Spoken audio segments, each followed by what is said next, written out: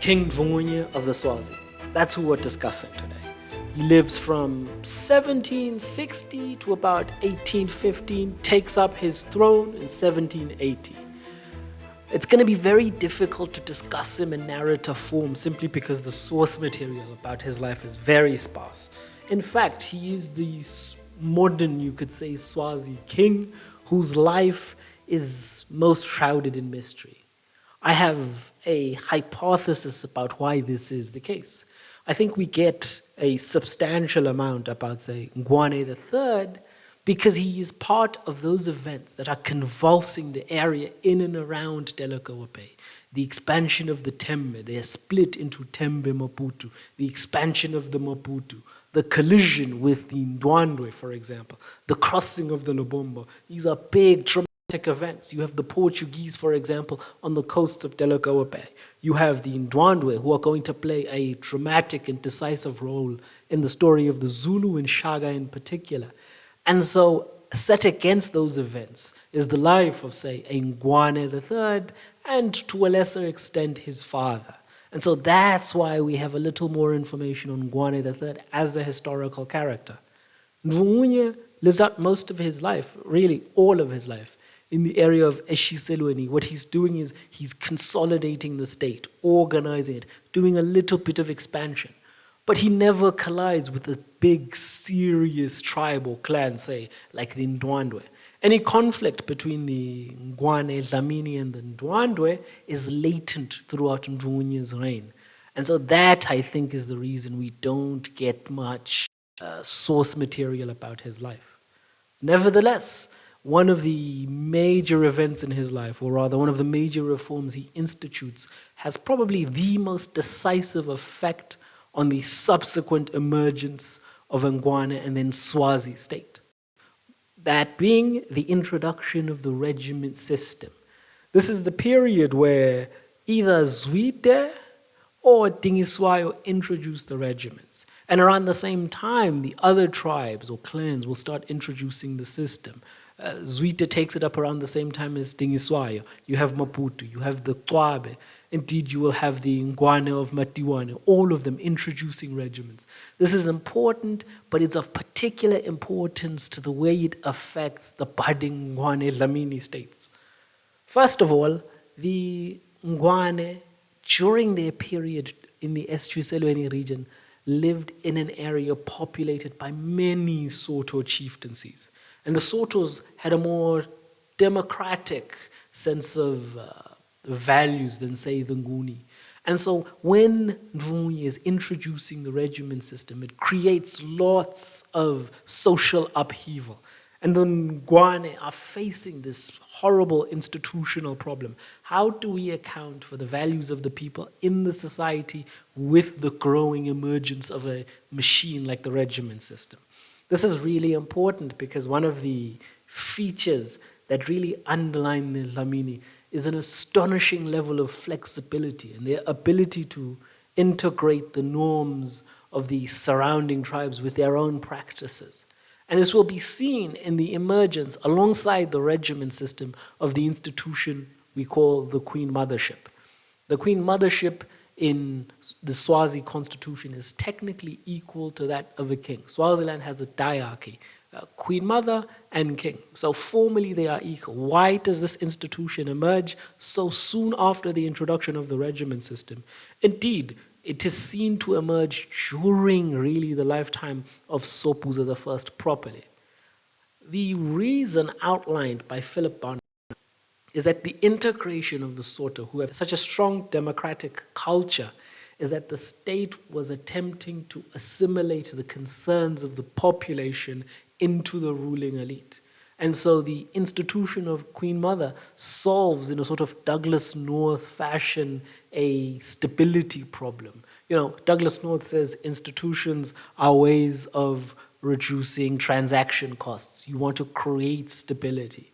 And so, if you have a queen mother that is willing to voice the population's concerns to the king, who balances the king's centralizing views with the population's desire for some level of autonomy and democracy, you have an excellent institution.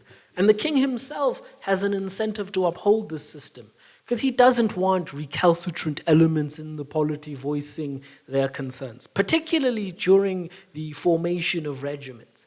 And I think this is why Swaziland, even as it introduces the regiment system, does not introduce one that is too centralized, where the regiments are always, for example, serving the king throughout the year, like you will see with the Mtetwa and then the Zulus in turn.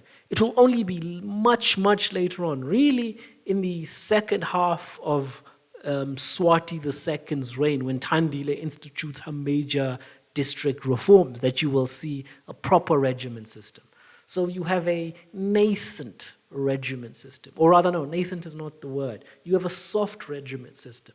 And I am pretty sure that the soft regiment system is the result of the democratic element of the Soto pushing against the more centralizing tendencies of the Nguni. And this would have emerged through the person of the Queen Mother.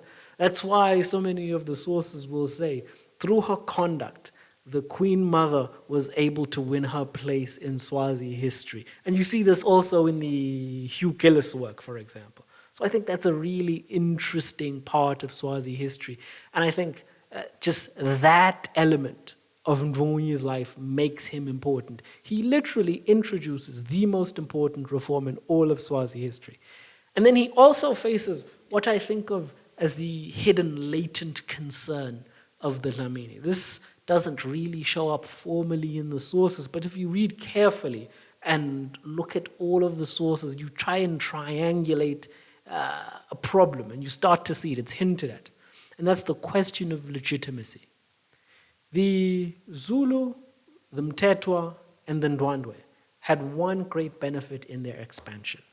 That is, they were families that shared lineages and descents with the other tribes in and around their area that they were conquering. And so, for example, say, as Zwide conquered, he was, of course, the leader of the Ndwandwe segment of that particular tribe, and they were all related. So he could appeal to a kind of lineal descent as a mark of legitimacy. It is not enough to rule as Ingosi simply through raw power. People require legitimacy. And one of the prime concerns of the Ngwane Dlamini was the question of legitimacy. Why? Well, because unlike the Zulu or the Mtetwa or the Ndwandwe, they had crossed across the Lobombo, settling in the Eshisoleni area. And so they were clearly not a clan or a family that shared any descent with the local clans in the area. It was simply implausible for them to appeal to descent as their legitimating factor. And so this is a problem that really Ndvungunye faces, and it will only be when his son Sopuza takes over that the Dlamini sort of stumble towards an answer. This answer will be the Ingwala. And again, it will not be a coincidence that we will see one of Tandila's great reforms will be the expansion of the Ingwala ceremony. And I think this great problem throughout Ndvungunye's life, this question of legitimacy, and the fact that he isn't able to solve it within his lifetime is a mark of just how difficult the question of legitimacy is to solve. If the last few years have taught me anything, it's that politically legitimacy is really important, but it's really difficult to manufacture. Anyways, that's really it for the story. There's really not much else to say about his life, so I'm going to speed up to his death. Ndvungunye dies in 1815, and he is survived by 3 wives, Emapovela, as Matsebula calls them. The 2 important ones are the ones that are going to serve as the queen mothers and the first true queen mothers in the Swazi sense. The eldest is called Lochiba Simelane, and her sister, who marries Ndvungunye along with her, she is her, in Siswati we call it Inhlandi. Inhlandi is when a woman is marrying a man, and then someone who accompanies her and will also marry the man but will serve the woman as well is usually called Inhlandi, for example. It is the most sister of all sister wives, if you will.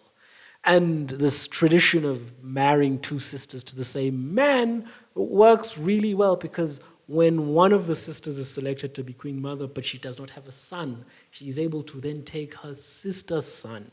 And this happens when Ndvungunye dies. Somjalose is pregnant. And when she gives birth, Lochiba is able to take her son as her own, and so she's able to serve as queen mother. She will soon pass away, and then Somjalose will then take her place as actual queen mother. And another interesting part is that the son that Somjalose has, that is initially Lochiba's, is Sopuza I, the great Swazi king. At his birth, he will be called Somhlolo, which means great wonder, Umhlolo. It's almost a wonder in an honestly like shocking way. There are two reasons given for why he is called Somhlolo. The initial one is that his father, Ndvungunye, passes away when he is hit by lightning. This is Umhlolo, it's a wonder. And in a tradition, in a society that is so superstitious, this is really shocking. In fact, it was so shocking that when he passes away, he is not buried in the traditional hills where the great kings and royals are buried, because it is felt that the ancestors were displeased with him throughout his life. That's how shocking of an event this is. The second one is actually my favorite story. It is said that when Somjalose is giving birth and the midwives are there and she gives birth, the child comes out while still in the placenta. This shocks the woman. It's umhlolo. It's a wonder. This is how he becomes umhlolo. They eventually have to find this old wise man who comes in with his spear, and he's able to cut the placenta, pull the baby out. I almost imagine him being held up into the sky like Simba, and I can just imagine it happening like that. It truly is umhlolo, the great wonder. Anyways, Sopuza lives a life that really vindicates the name. It is a wonderful life. It is a wonder-filled life. Truly, his life is umhlolo. I love it. Anyways, that's it for today. And in the next episode, I will get into Sopuza's life. I'm still not sure how to tackle it, but I'm likely to start at the point where Sopuza is still at Makoboi's chieftaincy and Zwide has turned around and is going down past the Pongola. And so please tune in for the next episode. In this one, like, subscribe, and thank you.